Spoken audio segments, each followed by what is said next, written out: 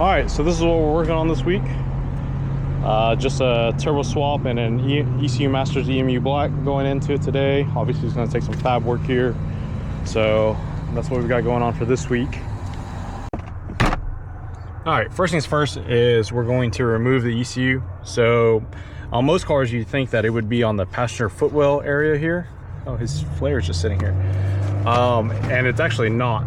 So it's actually, if I remember, it's beneath this.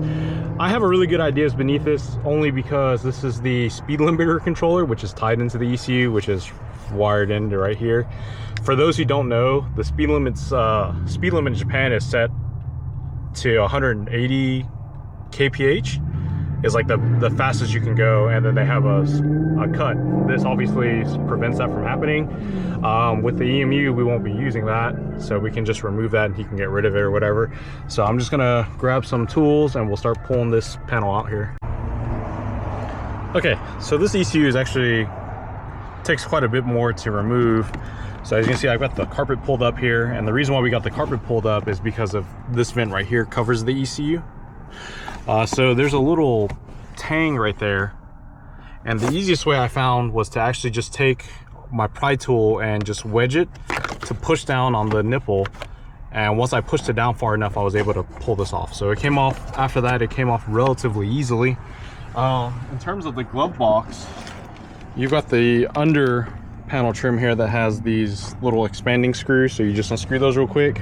It was already missing one though, and then once that's removed, the whole glove box comes out together as a complete assembly. So you've got a couple screws up here, screw over here, and then a screw in this corner here. So I found some wires that are just kind of hanging loose here. Okay, never mind. So this was just grounded and the green wire was cut. There's some more green wire here, and there's this ground that's not hooked up to anything. So I'm not really sure what all this is going to be. So I'm gonna try to extract the ECU now. Okay, so that's kind of promising there. So it looks like we just got to remove this clip from this holder right quick, and then we'll pull the ECU out. All right, so I got the ECU out. What made it actually difficult was like this wiring here. I don't know what a lot of this stuff is, but it's all wrapped all behind the dash and just all over the place. It's not tidy at all. So what I'm going to do here is I'm just going to follow these wires to see where they go to. They reused a lot of colors though.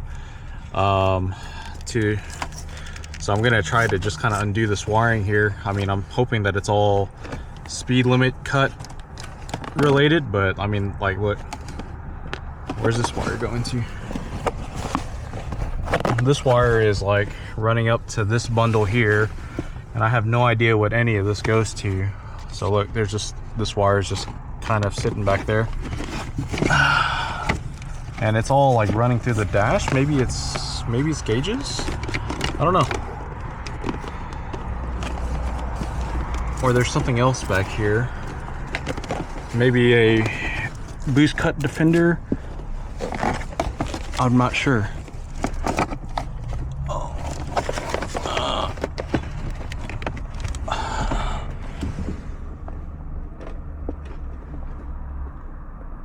Oh, it's going to something. I don't know what the hell it's going to, but it's going to something. But yeah, so we got the SLD here, which again we're not using. So what I'm going to do is I'm just gonna fight through these wires really quick here and just kind of see what's going where. But there is quite a bit of wiring here. So let me go unscrew all this and then just see what it's all going to. All right, so the SLD wires were just kind of poorly tapped. I was able to pull a ton of them and they just came loose. On the SLD though, one wire is cut and intercepted. So it's this green wire right here, and the other end goes here. And how this works is that it cuts the wire for the speed sensor, and then it intercepts in between them. So we just got to rejoin this and then that should work. However, I found all of this back here and none of this was hooked up to anything, it looks like. I mean, it's got some quick splices in here, or quick taps in here, but it doesn't seem like it goes to anything. I mean, there's a bunch of stuff that's just back here. And what's scary about it is that I don't know if any of these are like still have fuses or anything in them.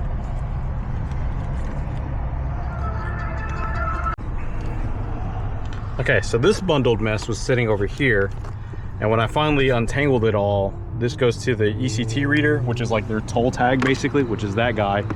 Obviously he's not using that anymore. Here's the SLD sitting there, and now we're gonna go through and just kind of figure out what some of these wires are. I mean, like this wire here has a vampire tap into it, which vampire taps into another wire down over here, and in the end it goes to absolutely nothing. The scary part about it is that this fuse is still, it looks like it's still intact as far as I can tell, but I'm not sure why it's doing all that. So we're just gonna cut this all out basically. Any of these wires that are just kind of loose, like here's another random, yeah, so this wire is also vampire tapped into something else, but ultimately it goes nowhere. So I don't know what the hell any of this is for, but it's not being attached to anything, so it's just gonna go. There's a ton of audio looking coax cable stuff back here though, so I don't know what, again, I have no idea what this is going to. I'm assuming it's like an amp. Okay, so we got some more stuff to cut out. All right, we found some more goofy wiring. That goes to this Arena 3, which is actually a horn. So it goes to these two horns here, but it wasn't even hooked up on the inside. So I don't even know if this car had working horns before or not, but all that wiring led inside the cabin, and then it just stopped right there. That was that bundle that I had found on the floor over there. And so I guess I'm just gonna take all this out just because, I mean, it ain't really doing anything. So it's gonna help. The reason why I'm taking all this out now though is only because if I take all the wires out that we're not using, it gives me space to run the vacuum line in. So remember, we've got to get a vacuum line from the intake manifold through the firewall for the map sensor on the ECU. Okay, I think I'm tracking now. So I'm pretty sure the horn works. This is really just like a relay for it, right?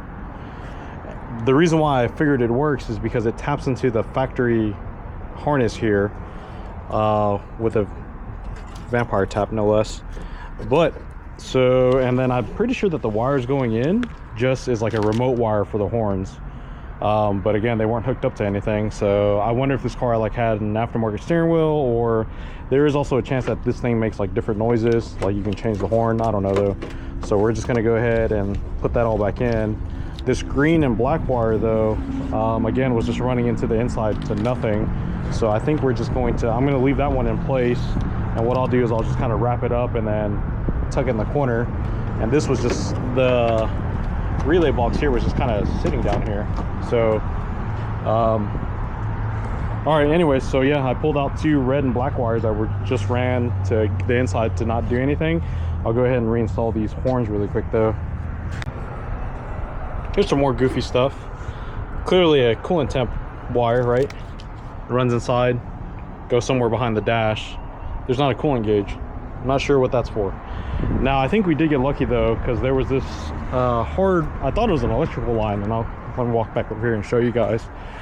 This is one of the other random black wire that goes to the other side of the dash. Well, this is actually a vacuum line. So this vacuum line is going to the boost gauge, and it runs into this nipple right here on the intake manifold. So it goes right there. Well, it used to until it ripped, and that's pretty brittle. So I guess I'm running new hose after all. At first I thought we were gonna get lucky and didn't have to, but this is pretty brittle. So I guess we'll pull that through now.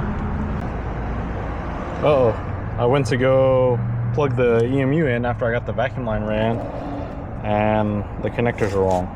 So I'm assuming that this was a swap car maybe. I'm not sure what this ECU is, but we're gonna do a quick Google search here to find out what it is, but the connectors are definitely wrong.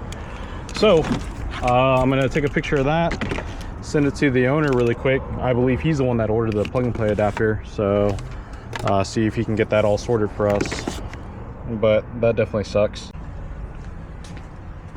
All right, so now that we know that the plug and play is wrong, there's not really too much else I can do at this moment. So what I'm gonna do is I'm just gonna plug this ECU back in for now. We'll leave everything attached and start cleaning everything up just so we can get the car to a moving state so we can move it in and out. But unfortunately we made some decent progress, but that's really all we can do now at this moment. So since we are waiting for the plug and play adapter, we're just going to go ahead and start modifying the cold side here. Here's the pulsar blow off valve that we're using on it, and being that it's such a tight fit, the only place it's going to go is over here in this little corner.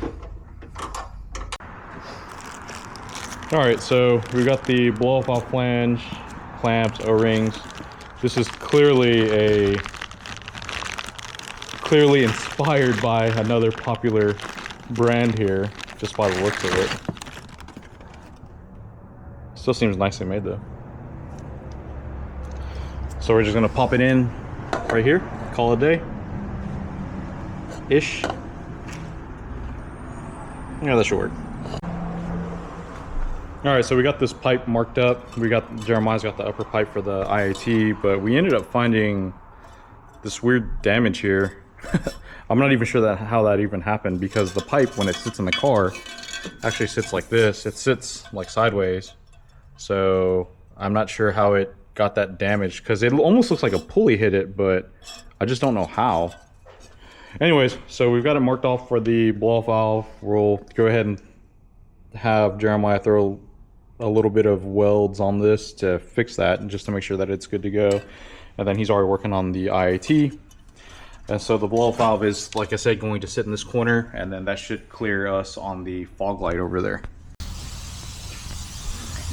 All right, new blow-off valve is in. We still got to tighten the upper clamp here. We're gonna wait for the car to get on the lift to do so though, just because it's a pain to do. The vacuum line is routed up and over with some excess. IAT is already in. So we're gonna go ahead and start routing some wiring here.